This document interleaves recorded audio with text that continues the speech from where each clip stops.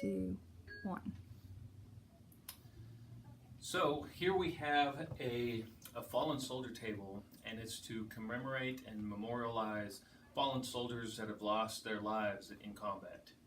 And as such, we have a day that does the same every year, and that's Memorial Day. And it's currently the last Monday of every May, and it's a day where we can take time to reflect and just remember those who have paid the ultimate sacrifice to those of us that enjoy the freedom that we have today.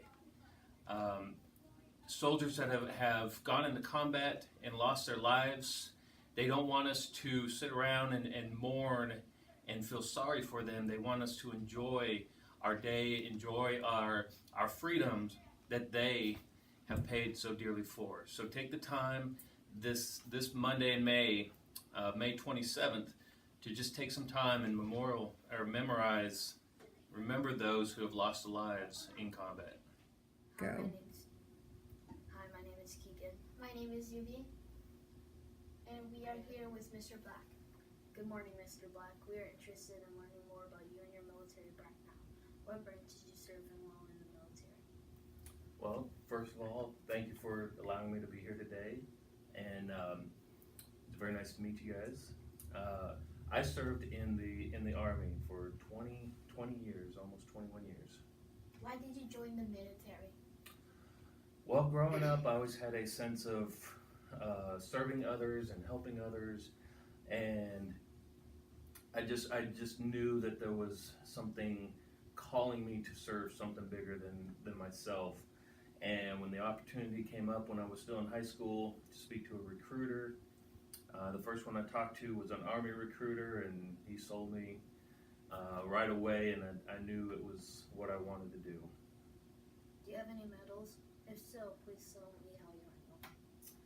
I have several medals. Some of them are because of the performance and the duty that I performed while being deployed overseas in combat, and also my service here within the country doing various duties and things of that nature. The highest medal that I have received is a Bronze Star, which I received while serving in combat in Afghanistan. Were you ever involved in a war? If so, could you tell us about it? Yeah, I was deployed 4 times, twice to Iraq and twice to Afghanistan.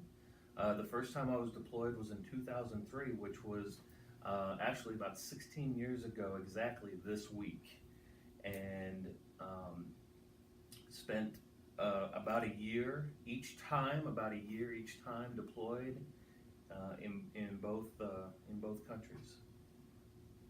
Please explain to students why it is important for them to understand the sacrifices veterans have made for us all.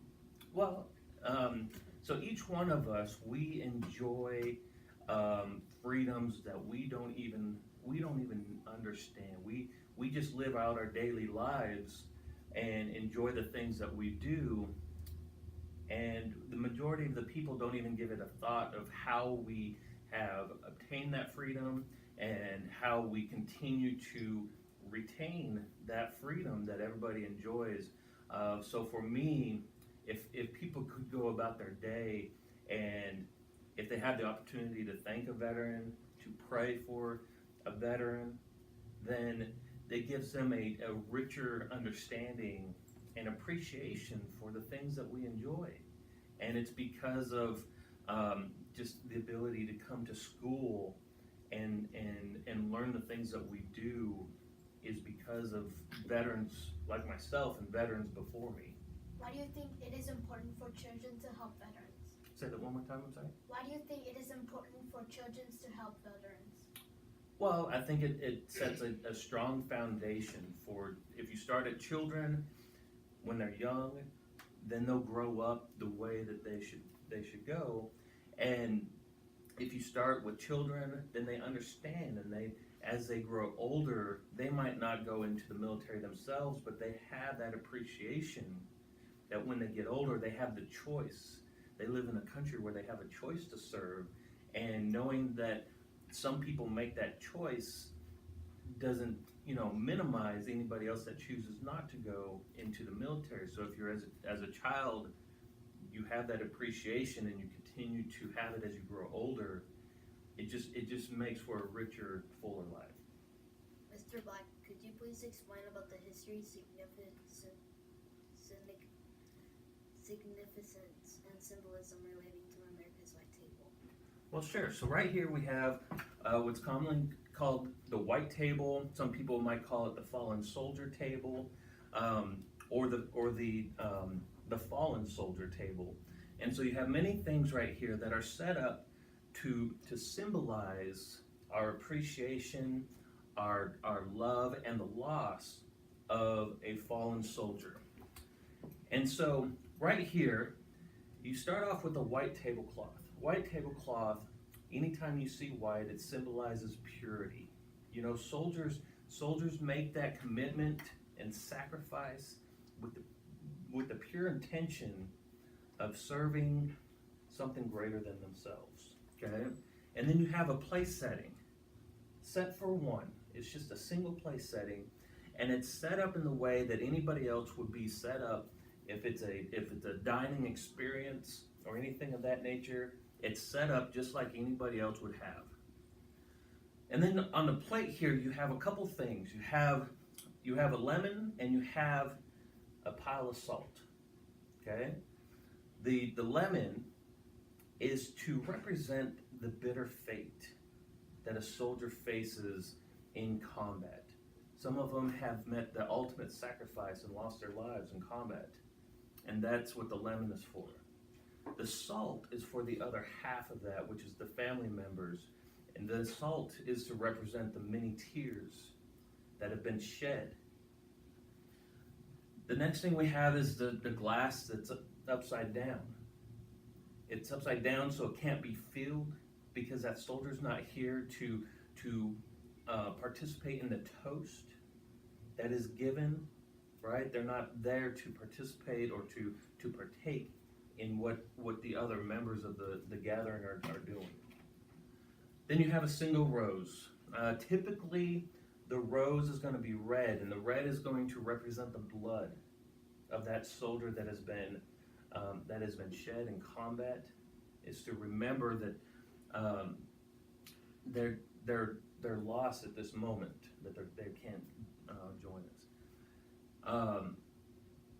Now, there's many different things that you can add to a table to personalize it if it's set up for a specific person, or maybe you have a few people that you're representing. You can have memorabilia of that individual or individuals. You can have photos set up and stuff like that. And so for this one, I have a folded flag. Now I'll ask you a question. Do you know, when you see a flag folded like that, what does that represent?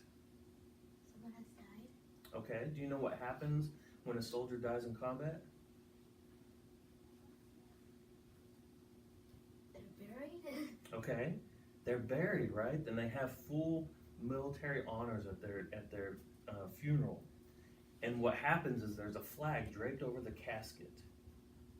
And before that funeral is over and that soldier is placed in the ground, you have other soldiers that come up and they remove the flag from that casket, and they fold it very perfectly and very pristine, so it ends up looking like the one I have on the table. And then that folded flag is presented to the family member of that fallen soldier. It could be the wife, it could be the mother, the father, it could be a child of that fallen soldier. But that flag is the last thing that family member receives in honor of that fallen soldier. And so that's why I have it here today. And that's why I usually put it on there, even though it's not part of the script. Oftentimes you'll see an explanation of the white table placed on or around the table, and that's just to help people who are passing by to understand what they're seeing, if there's not going to be a full discussion or presentation of the table itself. Sometimes you have the table set up and you just have the paper to explain it all, and there's not always going to be an explanation, someone explaining the table.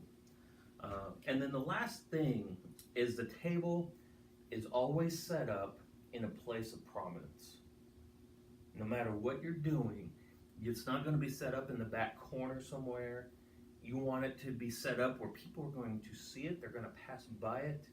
It's going to be, if you have a podium or you have a guest speaker, someone where when you're looking at that person speaking, you can't help but notice the table. It's not just kind of hidden off on the side. So, and like I said, you could see a couple different configurations, and the idea is that you keep it neat and you keep it simple. It's not going to be gaudy, it's not going to be overblown or anything like that. It's just simple and beautiful.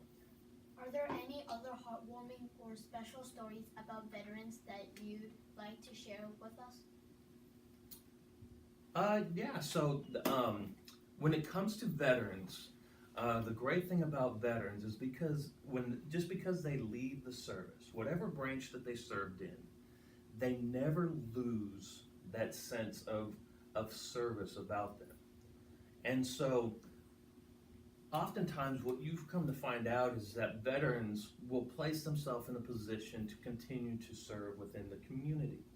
Yes, they're not wearing the uniform, they're not deploying to different countries or anything like that, but they're doing things within the community to help other people, help other veterans and stuff like that.